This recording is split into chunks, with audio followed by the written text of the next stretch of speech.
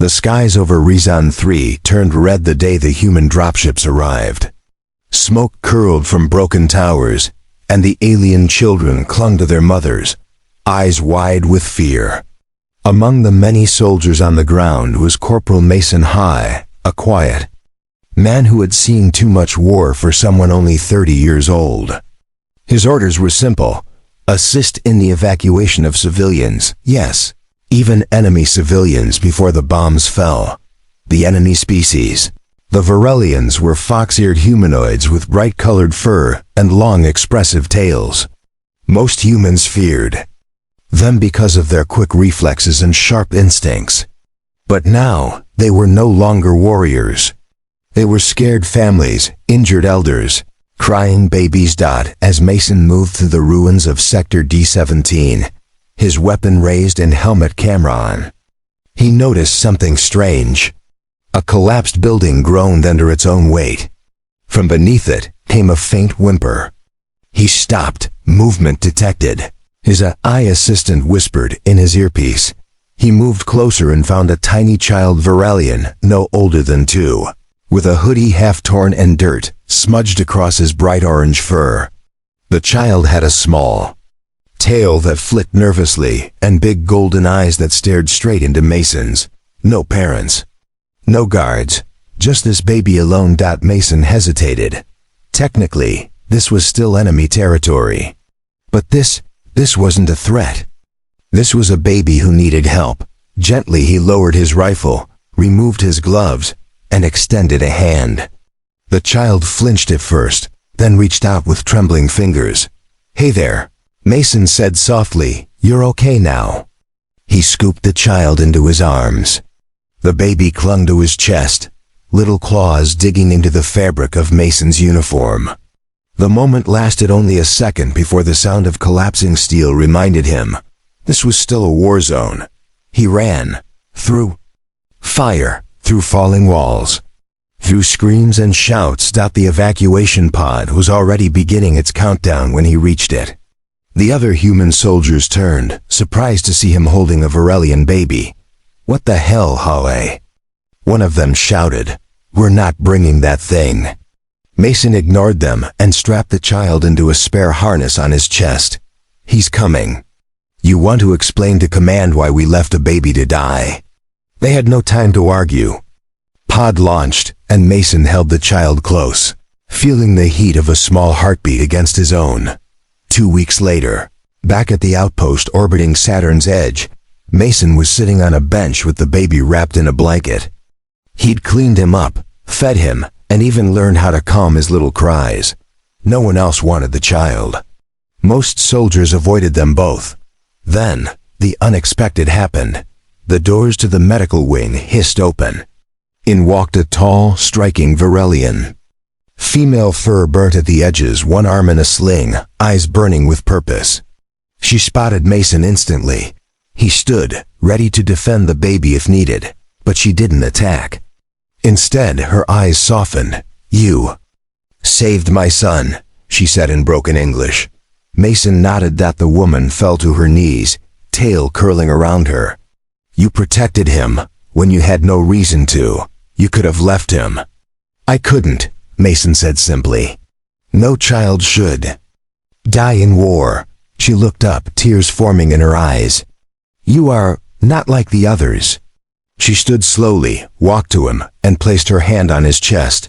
"Varelian law is old, strange to your kind. But you must know this: when one saves the life of a Varelian young, they earn the right to bond." Mason blinked. "Bond?" She smiled gently. "It means I want you to stay. With me, with him. You are his protector now. And you are mine." He looked down at the baby in his arms, who smiled up at him with innocent joy. The war had taken many things from him, but in this quiet moment, he had gained something no battlefield could ever offer. And in that moment, Mason didn't feel like a soldier anymore. He felt like something more. Like family. Mason didn't sleep that night. He lay awake in the small outpost quarters, the soft hum of space machinery around him, the Varelian child sleeping peacefully against his chest. Across the room, the child's mother sat on the edge of the bed, her long orange tail resting near her feet, her eyes watching him quietly in the dim light. She had introduced herself earlier. Her name was Nyari. She spoke carefully, her English not perfect, but clear enough. Your people fought us. My people fought you, but you did not kill, you saved. Mason looked at her with tired eyes. War doesn't care who's right. It just destroys everything. Nyari tilted her head. Still, you chose kindness. There was silence between them, only the soft breaths of the sleeping child filling the space. Nyari eventually leaned forward. You don't understand what it means in our culture to save a child. Our people believe life is a circle. When one breaks the circle with violence, they owe. But when one protects life, they are part of the circle forever. Mason rubbed his face. And what does that mean for me? Nyari stood and slowly walked to him. You are bonded to us now. You're not just his savior, you are his father. Mason felt the words like a weight. Not a heavy one, but a strange warm kind. He looked down at the child again.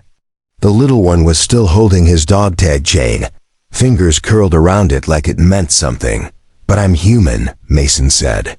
And he's not, Nyari smiled softly. Does your blood matter when a child calls you father? He will, one day. Because he will remember the arms that carried him out of fire, not the shape of your ears. That morning, command summoned Mason. He left the child in Nyari's arms, walked to the steel briefing room, and stood before his captain. You broke protocol, the captain said. You brought an enemy child aboard a military vessel. Mason didn't argue. You're lucky we didn't leave him behind. I wouldn't have left him, Mason said, voice flat. The captain leaned forward.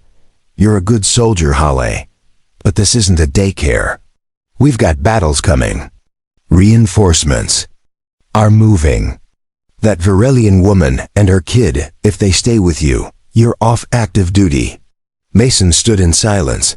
You'd give up your post for them. Mason thought about the battlefield. The screams, the weight of the child in his arms, the candy, the pamba. Look in Nyari's eyes. Yes, the captain sighed. Then you'll be reassigned. Civilian contact unit. You'll be stationed on Helios 4, Peace Zone. You'll help manage war refugees, Varelian and human alike. Mason left the room with new orders and a quiet feeling in his chest. He'd never planned for this. He was trained to fight, to survive, but not to be chosen by someone else's child. That evening, Nyari met him in the observation deck. She wore a simple medical uniform, her hair tied back, her injuries now healing. The baby was asleep in her arms. They say we are going to a new place, she said. Mason nodded. Helios 4, safe, clean air. No fighting. Nyari stepped closer. Do you still want us with you? He looked at her with no hesitation. Yes. She smiled, eyes glowing under the soft starlight. Then I will be yours, Mason blinked. What? In our ways, she said gently. It is not just a child who bonds, a mother bonds too. We are yours, Mason, if you still want us. He didn't know what to say. All his life had been orders, guns, survival. And now this strange, beautiful alien woman was offering something he didn't know he'd been missing. I think I do, he said finally. She leaned in, forehead touching his. Her voice was barely a whisper. Then we are already a family. And somewhere deep in space, under stars that had watched over countless battles, something new began, not built from war, but from something far more powerful. Trusted * the shuttle landed on Helios 4 with a quiet hiss. The planet was green, with clear skies and no signs of war. Peace zones like this were rare. A neutral world agreed upon by both humans and Varelians as a sanctuary for refugees. Mason stepped out first, his boots crunching soft soil. Behind him, Nyari held her son close, tail gently wrapping around. His tiny legs as she followed. Everything felt different here. There were no alarms, no sirens, no smoke in the air. Just the wind, the sounds of birds, and a warm sun. A human officer in civilian clothing greeted them with a smile. "Welcome, Corporal Hale, or should I say Mr. Hale now?" Mason gave a small nod. "Just Mason." The man looked at Nyari, then the child. "They'll be registered under your protection. A family unit." Nyari didn't understand all the key words, but she held Mason's arm tighter. Her eyes scanned the crowd of other refugees, Varelian women, wounded warriors, even a few human families who had fled the war. For the first time, she wasn't afraid. Mason was still beside her. Their assigned home was a small cottage at the edge of a forest hill, with enough space to breathe. It had 2 rooms, a cooking unit, and even a little garden. Nyari touched the wall, surprised by the smooth texture. Mason placed their few belongings down and turned to her. "Not a war zone." She looked at him. "It feels strange, quiet," he nodded. "You'll get used to it." Days passed slowly. Mason helped in the refugee center nearby, guiding new arrivals, fixing broken transport gear, and sometimes just talking to those who had lost everything. He no longer wore armor, only simple work clothes. And yet, many looked at him with the same respect as before. Nyari helped too. She taught the Varelian children how to speak simple English. Her soft voice brought calm to the scared ones. The human children listened too. Somehow, her presence made them feel safe. Her tail would curl around their shoulders when they cried. Child, now called Lear by Nyari, grew stronger every day.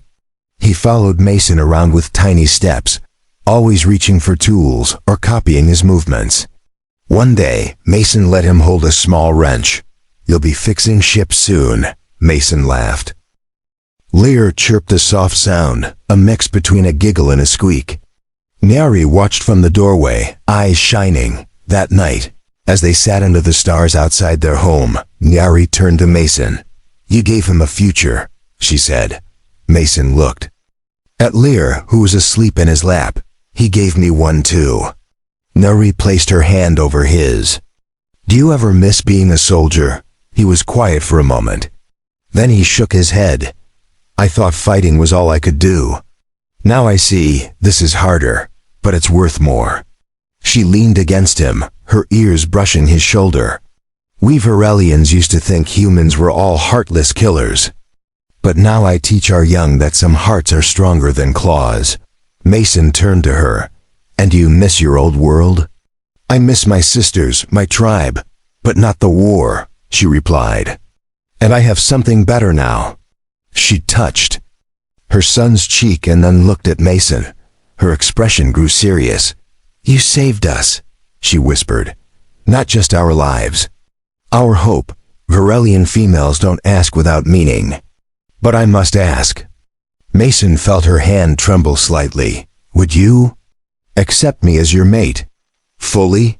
Mason stared at her, stunned for a moment. Not because he was unsure, but because he had never expected to be wanted like this, by someone so honest, so real. "I already have," he said. Nyari's breath caught, and then she smiled. Not just with her lips, but with her entire face. Her tail curled softly around his back. For the first time, they were not soldier and alien. Not human and Viren. They were just 2 people trying to build something no war could ever destroy. Asterisk. Spring on Helios 4 brought new colors. The trees bloomed in pink and blue, and small creatures chirped in the distance. Lear, now walking better, chased glowing bugs in the garden. His little fox ears twitched happily every time one flew past. Mason watched from the porch, a soft smile on his face. Inside, Nyari was placing clean cloths on a small wooden shelf. She wore a light dress made by one of the human tailors, her long red-orange hair falling freely. She turned when Mason walked in. "Liar almost caught one today," he said with a chuckle. but the bug got away again. Nari laughed softly. He'll learn patience. Mason looked around. The house was beginning to feel lived in. There were drawings on the wall, Liar's toys scattered in the corner, and even a simple necklace Nari had made out of old circuit wires. She noticed him staring and touched his arm. It's not much, but it's home now. It is, Mason agreed. A message arrived that evening from Central Command. It wasn't an emergency, but it carried weight. You've been invited, Mason read aloud, to speak at the joint Reconciliation Forum. Nari tilted her head. What is that? It's where humans and Varelians meet. They share stories. Try to understand each other. Try to stop this war from ever happening again. Nari looked down at Lear, who was napping in her lap. And they want you to speak? Mason nodded. They say. Saving your son changed opinions on both sides. Nari was quiet for a long time. Then she stood and placed a hand on his shoulder. Then you must speak, Mason blinked. You want me to? Yes, she said. Because you didn't just protect Liar. You proved we're not so different. The forum was held a week later in a crystal glass hall built between the Varelian settlement and the human colony. Leaders, officers, doctors, and soldiers sat together for the first time without weapons. Mason stood on the main platform, cameras pointed at him. But all he could think about was that tiny boy with fox ears sitting in Neri's lap at the back. He spoke simply. I'm not a hero. He sighed. I was scared, angry. I lost friends in the war. But in the ruins of that battlefield, I found a baby crying. And in that moment, I didn't see an enemy. I saw someone who needed help. He looked toward Nari. Later, I met his mother. I expected hatred. Instead, I found strength, love, and understanding. I never planned to become part of a Varelian family. But now I can't imagine life without them. He paused and let the silence carry the weight of his words. We call the boy Liar. It's Varelian for peace. People listened. Some cried. Some just nodded. After the speech, Nari joined him. She was nervous, but she walked proudly beside him. A human woman, a soldier's widow, approached her. Your son is beautiful, she said gently. Nyi smiled. He's strong. Like his father. You mean Mason? Yes, Neri said without hesitation. He gave us more than safety. He gave us a reason to believe again. In the weeks after the forum, things began to change. Varelians were offered training to work with human scientists. Human teachers started language classes for Varelian children. A new school was built, shared, bilingual, and named after someone. Very small, Liar Hale Peace Center. Mason held Liar's hand on opening day. The boy's eyes lit up when he saw his name on the sign. Nari stood close, her tail curling around Mason's waist, her presence calm and proud. That evening as they returned home, Mason lifted Liar onto his shoulders. You know what your name means? He asked. Peace, Liar said with a big grin, voice still tiny but clear. Mason nodded. That's right. Because you changed everything. Liar giggled, waving his arms in the air. I'm Peace. Nari looked up at them both and whispered, You are our future. And for once, the future didn't look like fire or steel. It looked like love. Mason sat on the porch with a wrench in his hand, working on a broken food processor. It was quiet except for the distant hum of wind through the trees. Lear played in the garden, building a tower from rocks and sticks. Nari knelt beside him, helping gently, her smile calm and full of peace. But Mason's thoughts weren't peaceful. A message had come again, this time private. From an old friend in the military. You're being requested high. It's a special operation, one time only. Extraction on Rizan Prime, high risk. Your record got you noticed again. He didn't reply. Not yet. That night, while Nari made stew and Liar curled up with a blanket, Mason stood outside staring at the stars. He had once lived among them, inside ships, armored, Ready to kill. Now he just fixed tools and taught refugee boys how to aim a hammer.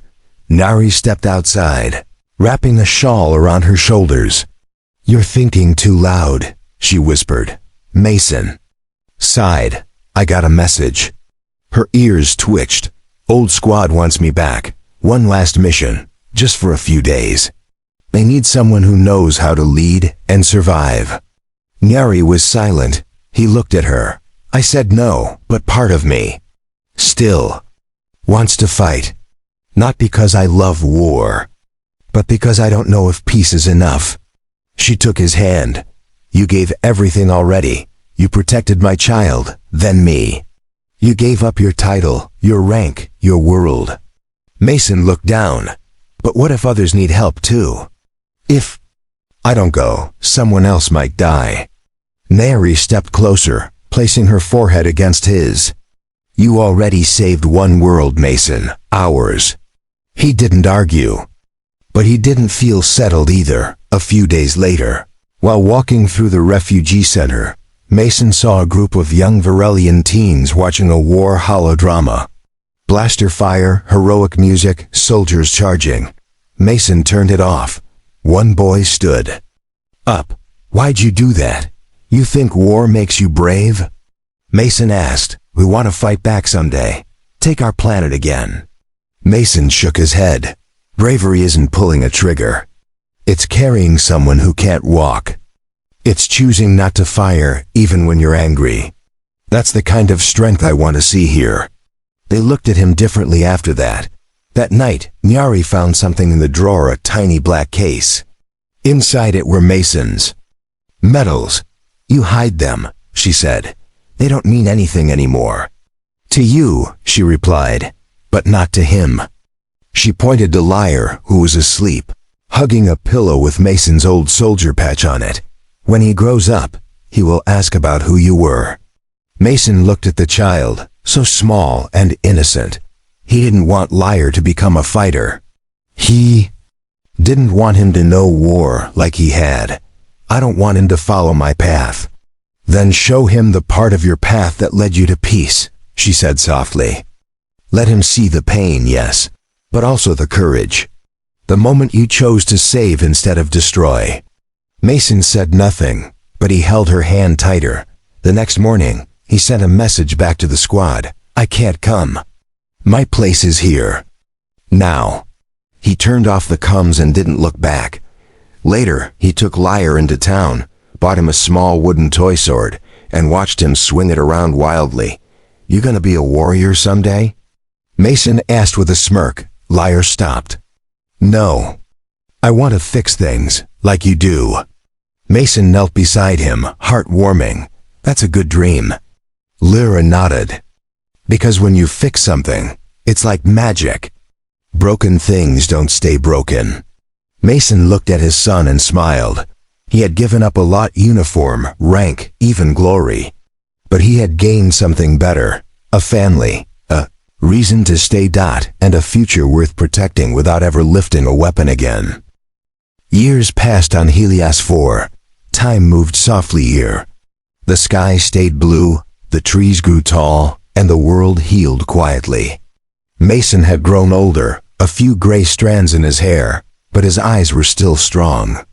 Nyari had a calm grace about her, now moving with the quiet confidence of someone who had found her place in the universe. And Liar, once a tiny, shaking child in a torn hoodie, had become a young boy full of questions, laughter, and bright golden eyes. His tail swayed when he ran, and his hands were always busy fixing things, building things, learning. The people of Helios 4 had come to know the Hales as a family of peace. Mason helped rebuild homes. Nyari taught language and history. Lear helped everyone, sometimes too much. No one ever forgot where they had come from. But no one saw them as outsiders anymore. One morning, Mason and Liar walked through the forest trail near their home. The boy skipped ahead, pointing at every bird and glowing insect. "Papa," Liar said suddenly, "can I ask something?" "Of course. Why did you save me?" "Back then, before you knew who I was," Mason paused. The wind moved gently through the trees. Because you were crying, Mason answered. Because you were alone, and no one else was coming for you. Lear looked at his father with serious eyes. That's all? That's enough, Mason said. They kept walking, the silence between them warm and peaceful. That night, a message came from the Varelian Council. They were establishing a memorial for the children lost during the early evacuations. They wanted to honor the few who had been saved and the rare humans who had acted without orders. They asked if Mason and Nyari would attend. The next week, the family traveled to the new Varelian sanctuary, a large, curved structure of glass and living wood. Hundreds of names were carved into the stone walls. Most were names of children who never made it out, but a small circle in the center glowed with golden light. In that place, Lear's name was etched. Not for death but for survival. Lyre Hale, the child who lived because a human chose peace. Nyari stood beside Mason, tail curled around his hand, eyes full of silent emotion. Lear looked at the glowing stone and whispered, "That's me?" "That's you," Mason said. An elder Varelian approached and bowed. "Many still doubt peace. Human, many still carry anger. But you showed another way." Mason nodded. "I just did what anyone should have done." "No," the elder replied. "Most would not. That is why it matters." That night, back home, the family sat by the fireplace. Lear dozed off in Nyari's arms. The quiet crackle of the flames was the only sound for a while. Then Nyari spoke. "You gave up the war. For a life like this, do you ever regret it?" Mason shook his head. "Every war I fought, it took something from me. This life gave something back." Nyari rested her head on his shoulder. "You gave me a future when I had nothing. I was ready to die. But now, I have you. I have him." Mason smiled. "He'll grow strong. Not with weapons, but with truth." She closed her eyes. "And love." Mason kissed her forehead gently. "Always." Outside their window, the stars moved slowly. No sirens, no blasts. Just the calm hum of a world that was finally safe. And in one small home on a peaceful planet, a soldier who once knew only war had found something stronger than victory. He had found family. He had found peace. Had found a reason to stay. Forever.